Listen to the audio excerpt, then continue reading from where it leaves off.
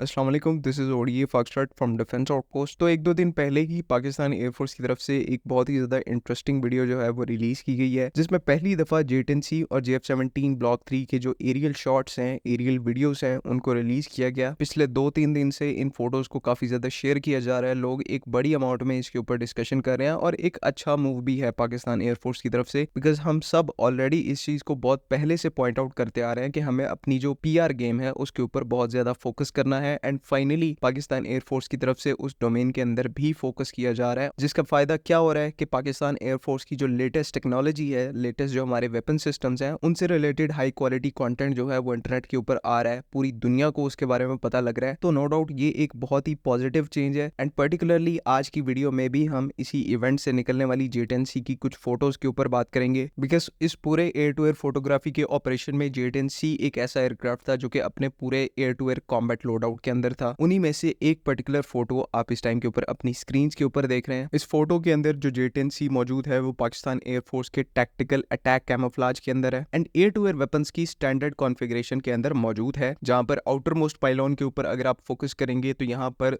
2 PL-10E high of pore की short range missiles मौजूद हैं एंड और डिटेल में जाकर अगर आप इनके सीकर हेड के ऊपर फोकस करेंगे तो यहाँ पर सीकर हेड जो है वो थोड़ा सा डिफरेंट है। ये बेसिकली IIR सीकर है, जिसे इमेजिंग इंफ्रारेड कहा जाता है। PL-10E जो है वो बेसिकली 2 कॉन्फ़िगरेशंस में आती है, जिसमें एक जो सीकर होता है वो सिंपल IR गाइडेंस वाला होता है, इंफ्रारेड गाइडेंस वाला, एंड एक सीकर थोड़ा सा एडवांस होता है जिसमें इमेजिंग इंफ्रारेड की कैपेबिलिटी होती है। डिफरेंस यहाँ पर सिर्फ इतना है कि जो सिंपल IR सीकर वाली PL-10 है उसकी जो टिप है वो व्हाइट कलर की होती है और जो एडवांस IIR सीकर वाली PL-10 है उसकी टिप के ऊपर एक ऑप्टिकल सेंसर होता है, जैसा कि इस फोटो के अंदर भी मौजूद है। तो सिंपल PL-10 के कंपैरिजन में जो इमेजिंग इंफ्रारेड वाली PL-10 है वो ज्यादा एडवांस्ड है। काउंटर मेजर्स के अगेंस्ट में ये काफी ज्यादा इफेक्टिव होते हैं, तकरीबन hit to kill probability provide करते हैं एंड चाइना की तरफ से जो दोनों PL-10 के वर्जन है उनको पाकिस्तान एयरफोर्स को प्रोवाइड किया गया है। अब थोड़ा सा और इनर साइड के ऊपर आ जाए तो यहाँ पर 2 ड्यूल रैक पाइलॉन्स के ऊपर 4 के नंबर में टोटल PL-15s माउंटेड हैं एंड यहाँ पर आकर चीजें थोड़ा सा इंटरेस्टिंग हो जाती हैं और वो किस तरह होती हैं आपको आगे चल के डिटेल में समझाता हूँ। तो नॉर्मली पाकिस्तान एयरफोर्स की तरफ से अपने J-10C की जितनी भी फोटोज इस टाइम के ऊपर PL-15 के साथ रिलीज की गई हैं उनमें यही एक स्टैंडर्ड लोड आउट देखा गया है, जिसमें 4 PL-15 कैरी की जाती हैं और 2 PL-10E मिसाइल्स को कैरी किया जाता है। इंटरनेट के ऊपर कोई भी फोटो आप उठा के देख लेंगे तो हर फोटो के अंदर पाकिस्तान एयरफोर्स की J-10Cs के साथ यही लोड आउट देखने को मिलता है। अब इससे लोगों के अंदर एक बड़ी मिसकंसेप्शन पैदा हो रही है कि J-10C टोटल में सिर्फ 4 PL-15 मिसाइल्स को कैरी कर सकता है, जो कि देखने में तो सफिशिएंट नंबर लगता है लेकिन उतना इंप्रेसिव नहीं लगता, बिकॉज आज के टाइम में F-16 भी कंफर्टेबली 6 AIM-120 AMRAAM मिसाइल्स को कैरी कर सकता है। तो लोग मिस इंटरप्रेट कर रहे थे कि J-10C सिर्फ जो है वो 4 PL-15 कैरी कर सकता है, लेकिन फॉर्चुनेटली रियलिटी में ऐसा नहीं है। J-10C की स्पेशली बात करूं तो इसमें टोटल में 11 हार्ड पॉइंट्स दिए गए हैं, जिनके ऊपर कंबाइंड 6.5 टन का जो वेपन लोड है उसको ये एयरक्राफ्ट कैरी कर सकता है। प्रीवियस J-10 के जो वर्जन हैं जिनमें A और B आ जाते हैं उनका वेपन लोड जो है वो थोड़ा सा कम था, 5 टन के आसपास था, बिकॉज पुराने वर्जन के अंदर एयर फ्रेम जो है वो रीइंफोर्स नहीं किया गया था। लेकिन J-10C में न सिर्फ एयर फ्रेम रीइंफोर्स किया गया है बल्कि कंपोजिट मटेरियल्स की कंसंट्रेशन बढ़ाने की वजह से यहाँ पर जो ओवरऑल वेपन कैरिंग कैपेसिटी है उसमें भी एक बहुत बड़ा जंप आया है। तो ये जो 4 PL-15 वाला लोड आउट है ये एक बहुत ही बेसिक लोड आउट है। हैवी और extreme air to air load out में ये जो एयरक्राफ्ट है ये 6 PL-15 को भी कैरी कर सकता है एट अ टाइम, और इवन 8 PL-15 को भी इन सम केसेस यहाँ पर कैरी किया जा सकता है। आप में से बहुत सारे लोग सोच रहे होंगे कि अगर J-10C 8 के करीब PL-15 मिसाइल्स को कैरी करेगा तो ऑब्वियसली फ्यूल टैंक्स को कैरी नहीं कर पाएगा, जिससे इसकी जो रेंज है वो सिग्निफिकेंटली डिक्रीज होगी, लेकिन यहाँ पर केस ऐसा नहीं है। इवन अगर J-10C 8 PL-15 को भी कैरी करता है तो इसके जो 3 स्टैंडर्ड फ्यूल टैंक्स हैं ये साथ में उनको भी कैरी कर सकता है, बिकॉज 8 PL-15 को माउंट करने के बाद भी 3 वेपन स्टेशन जो है वो बिल्कुल फ्री रहेंगे और इन्हीं के ऊपर फिर फ्यूल टैंक्स को भी कैरी किया जा सकता है। लेकिन ये यहाँ पर पॉइंट ऑब्वियस है कि इतने हैवी और एक्सटेंसिव पेलोड में J-10C की जो मैन्यूवरेबिलिटी है वो काफी ज्यादा इफेक्ट होगी, इसके एयर फ्रेम के ऊपर स्ट्रेस काफी ज्यादा पड़ेगा, लेकिन फिर भी ये एयरक्राफ्ट फ्लाइबल कंडीशन में रहेगा। नॉर्मली जो ऑप्टिमल पेलोड है एयर टू एयर पैकेज है वो 4 से 6 PL-15 मिसाइल्स को कंप्राइज करेगा, और रियलिस्टिक कॉम्बैट सिनेरियो की भी बात करूं तो ये जो 4 से 6 PL-15 वाला लोड आउट है ये मोर देन इनफ है आजकल के सिनेरियो में एनिमी को डोमिनेट करने के लिए। आगे चलकर आपकी बेहतर अंडरस्टैंडिंग के लिए ये 2 पिक्चर्स को हमने प्रिपेयर किया है, जिसमें एक फोटो के अंदर 6 PL-15 वाला लोड आउट सिमुलेट किया गया है और दूसरी फोटो के अंदर जो 8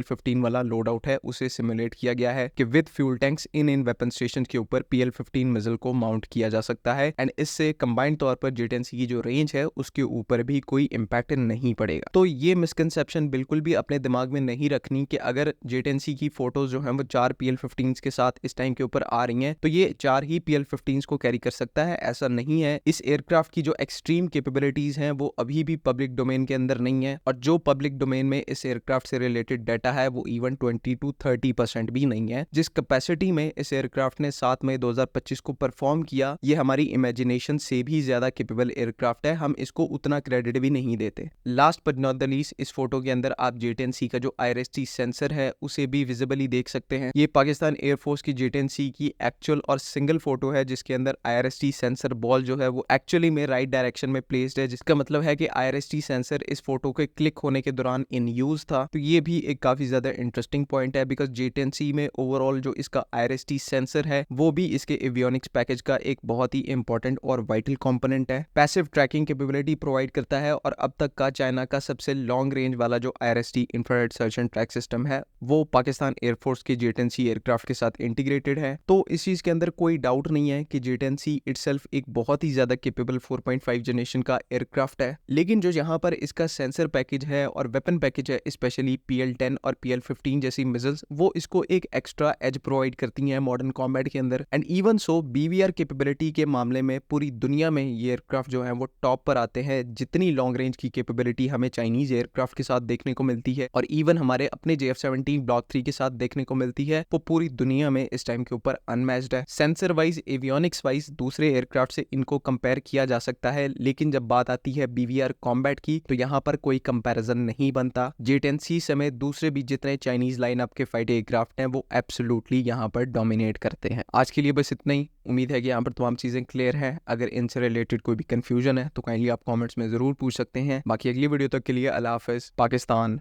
जिंदाबाद।